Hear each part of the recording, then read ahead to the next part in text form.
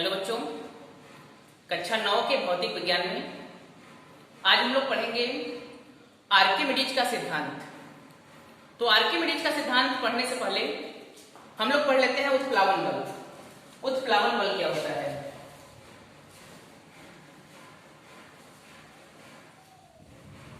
ध्यान दीजिए, जब कोई वस्तु किसी द्रव में हम लोग डुबोते हैं तो आप देखते हैं कि वस्तु के भार में कमी हो जाती है। उसका जो वास्तविक भार है उससे उसका भार हमेशा कम हो जाता है।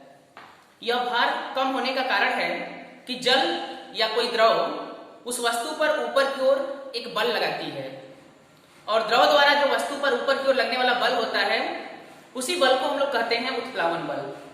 ठीक है, यानी उत्प्लावन बल की परिभाषा अगर हमें देनी हो तो बताएंगे कि द्रव द्वारा किसी वस्तु पर ऊपर की ओर लगाए गए बल को कहते हैं उत्प्लावन बल।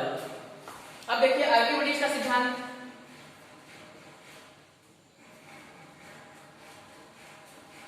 आर्किमिडीज का सिद्धांत आर्किमिडीज का सिद्धांत है कि अगर किसी वस्तु को किसी द्रव में आंशिक या पूर्ण रूप से डुबोई जाती है तो वस्तु के भार में कुछ कमी आती है, और वस्तु के भार में यह कमी जो होती है यह वस्तु द्वारा हटाए गए द्रव के भार के बराबर होती है। यहां पर मैंने कहा कि आंशिक या पूर्ण रूप से। आंशिक का मतलब होता है आधा तिहाई, पूर्ण का मतलब होता है पूरी तरीके से। तो जब हम किसी वस्तु को किसी द्रव में आंशिक या पूर्ण रूप से डुबोते हैं तो उसके भार में हुई कमी उस वस्तु द्वारा हटाए गए द्रव के भार के बराबर होता है। यह आपका आर्किमिडीज का सिद्धांत है। अब ध्यान दीजिए, आर्किमिडीज के सिद्धांत के बाद हम लोगों का टॉपिक है घनत्व। देखिए घनत्व क्या होता है? घनत्व बराबर होता है द्रव्यमान बटे आयतन। ये घनत्व का होता है फार्मूला। कभी अगर हमें घनत्व का परिभाषा देना हो तो हम लोग बोलेंगे किसी पदार्थ के एकांक आयतन। यहां अगर हम आयतन को 1 कर दें, एकांक कर दें, तो जो द्रव्यमान होगा वो हो जाएगा घनत्व के बराबर। मतलब परिभाषा हम दे सकते हैं कि किसी पदार्थ के एकांक आयतन के द्रव्यमान को उसका घनत्व कहते हैं। ये हो जाएगा हमारा डेफिनेशन। या हम चाहें तो इसी परिभाषा को हम दूसरे तरीके से भी बता सकते हैं। दूसरे तरीके से कैसे बताएंगे? किसी पदार्थ का घनत्व उसके द्रव्यमान तथा उसके आयतन के अनुपात के बराबर होता है। ऐसे भी बोल सकते हैं परिभाषा। अब अगर हम मात्रक देखें घनत्व का, तो घनत्व का मात्रक हो जाएगा, द्रव्यमान का मात्रक होता है किलोग्राम, बटा है तो प्रति, आयतन का हो जाता है मीटर क्यूब, घन मीटर। तो इसका मात्रक हो जाएगा किलोग्राम प्रति घन मीटर। ये एमटीएस मात्रक है। अगर हम सीजीएस मात्रक देखें तो किलोग्राम का होता है सीजीएस में ग्राम, प्रति मीटर का होता है सेमी, तो जाएगा सेमी क्यूब, ग्राम प्रति सेमी क्यूब। ये हो जाएगा इसका सीजीएस मात्रक। उसके बाद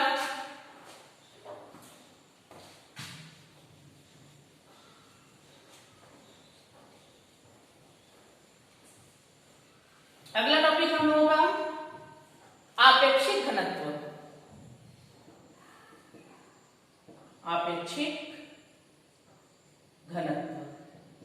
देखिए आपेक्षिक घनत्व में हम लोग पदार्थ के घनत्व का जल के घनत्व से तुलना करते हैं आपेक्षिक घनत्व निकालने के लिए। यानी किसी पदार्थ का जो आपेक्षिक घनत्व होता है ये बराबर होता है पदार्थ का घनत्व बटे जल का घनत्व। अगर किसी पदार्थ का आपेक्षिक घनत्व निकालना है तो उस पदार्थ का घनत्व निकाल करके उसमें जल के घनत्व से हम भाग दे देते हैं तो हमें पता चल जाता है उस पदार्थ का आपेक्षिक घनत्व। यानी अपेक्षित घनत्व का अगर हमें परिभाषा देना हो तो हम लोग बताएंगे किसी पदार्थ का अपेक्षिक घनत्व उस पदार्थ के घनत्व तथा जल के घनत्व के अनुपात के बराबर होता है। ठीक है, ये हो जाएगा आपका अपेक्षिक घनत्व का परिभाषा। अब आपने घनत्व का मात्रक देखा किलोग्राम प्रति घन मीटर, लेकिन अपेक्षिक घनत्व का जो मात्रक होता है वो कोई भी इसका मात्रक नहीं होता है। ध्यान दीजिए, ऊपर पदार्थ का घनत्व और नीचे जल का घनत्व। ऊपर भी घनत्व का मात्रक रखेंगे और नीचे भी बटा में, दोनों कैंसिल हो जाएगा, यानी अपेक्षिक घनत्व का कोई भी मात्रक नहीं होता है। अब अगर हम बात करें पारे का अपेक्षिक घनत्व, तो पारे का अपेक्षिक घनत्व जो होता है, अपेक्षिक घनत्व ये होता है 13.6। ठीक है, 13.6 इसका अपेक्षिक घनत्व होता है पारे का। इसका मतलब ये हुआ कि जो पारे का घनत्व है वह जल के घनत्व से 13.6 गुना ज्यादा है। बस समझ में, पारे का घनत्व जल के घनत्व की अपेक्षा 13.6 गुना अधिक है। मैंने कहा ना कि अपेक्षिक घनत्व में हम लोग जल के घनत्व से तुलना करते हैं पदार्थ के घनत्व का। ये रहा आपका अपेक्षिक घनत्व। अब ध्यान दीजिए, इसमें हम लोग एक टॉपिक पढ़ेंगे द्रव दाब। द्रव दाब, ध्यान दीजिए, आप लोग दाब बराबर पढ़े हैं। दाब बराबर होता है बल बटे क्षेत्रफल। बल को कहीं कहीं प्रणोद लिखा जाता है, प्रणोद बल को ही कहते हैं। ठीक है, तो आपने दाब पढ़ा कि किसी तल के एकांक क्षेत्रफल पर जो लगने वाला बल होता है उसे हम लोग कहते हैं दाब। तो इसी तरह से द्रव दाब भी होता है। द्रव दाब अगर कोई बर्तन है, इसमें द्रव भरा हुआ है, तो इस द्रव द्वारा बर्तन के एकांक क्षेत्रफल पर लगने वाला जो बल होगा उसे हम लोग कहेंगे द्रव दाब। यानी किसी द्रव का दाब बर्तन के एकांक क्षेत्रफल पर लगने वाले बल के बराबर होता है। यानी द्रव दाब का जो फॉर्मूला है ये होता है आपका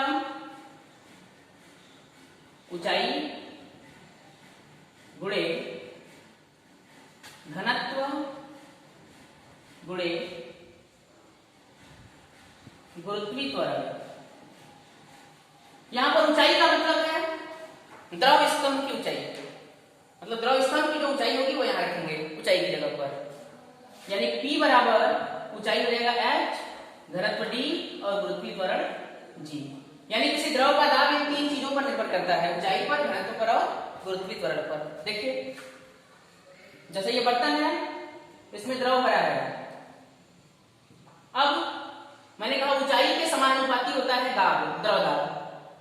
जितनी गहराई पर हम जाएंगे द्रव में नीचे, उतना ही जो है हमारा द्रव दाब का मान क्या होगा, बढ़ेगा। इसलिए आप देखे होंगे कि जो डैम बनाए जाते हैं, बांध, उसकी जो दीवारें होती हैं वो जैसे जैसे हम नीचे की ओर जाते हैं उनके दीवारों की चौड़ाई बढ़ती जाती है। उसका रीजन यही होता है कि नीचे की ओर जाने पर जो जल का दबाव होगा वो ज्यादा होगा, द्रव दाब अधिक होगा, इसलिए दीवारों को मोटा करना पड़ता है नीचे। ठीक है, दूसरा डिपेंड करता है द्रव दाब घनत्व पर। अगर इस बिंदु पर हम इसमें जल भर करके इस बिंदु पर निकालेंगे द्रव दाब तो कम आएगा, और अगर जल की जगह हम लोग पारा इसमें भर दें अधिक घनत्व वाला द्रव, फिर उसी बिंदु पर हम अगर द्रव दाब निकालें तो अधिक दाब आएगा। मतलब कि अगर कोई अधिक घनत्व वाला हम द्रव भर देते हैं तो द्रव दाब का मान भी बढ़ जाता है, और कम घनत्व वाला अगर द्रव भरते हैं तो द्रव दाब का मान घट जाता है। घनत्व के भी समानुपाती होता है द्रव दाब। उसके बाद गुरुत्वीय त्वरण स्मॉल जी, गुरुत्वीय त्वरण स्मॉल जी के भी समानुपाती होता है आपका द्रव दाब। गुरुत्वीय त्वरण अगर घटेगा किसी स्थान पर तो वहां पर द्रव दाब भी घटेगा, और गुरुत्वीय त्वरण का मान अगर बढ़ता है किसी स्थान पर तो वहां भी द्रव दाब का मान बढ़ता है। तो बच्चों ये रहा आपका द्रव दाब। इसमें एक टॉपिक आप पहले समझ लीजिए, कहीं आप सुनते होंगे तरल और द्रव, तो कहीं आपको ऐसा लगता होगा कि तरल द्रव मतलब एक ही चीज है, लेकिन यहाँ पर द्रव और तरल दोनों अलग अलग चीजें हैं। तरल देखिए, द्रव का मतलब तो आप सभी लोग जानते हैं, लेकिन तरल देखिए क्या है। तरल में आपका कोई द्रव भी आ जाता है और गैस भी। द्रव और गैस दोनों जो है तरल की श्रेणी में आते हैं। यानी तरल के अंदर एक ऐसा गुण होता है, हम कह सकते हैं कि कोई भी ऐसा पदार्थ जिस पर बल लगाने पर उसमें बहने की प्रवृत्ति हो, कोई भी ऐसा पदार्थ है जिस पर अगर हम द्रव बल लगा रहे हैं और बल लगाने पर उस पदार्थ में अगर बहने की प्रवृत्ति है तो ऐसे पदार्थ को हम लोग कहते हैं तरल। और तरल के अंतर्गत आपका द्रव और गैस दोनों आते हैं। दोनों पे अगर आप दाब लगाते हो तो ये दोनों फ्लो होते हैं, बहते हैं। ठीक है, तो आज के वीडियो में बस इतना ही। आगे का टॉपिक नेक्स्ट वीडियो में बताएंगे।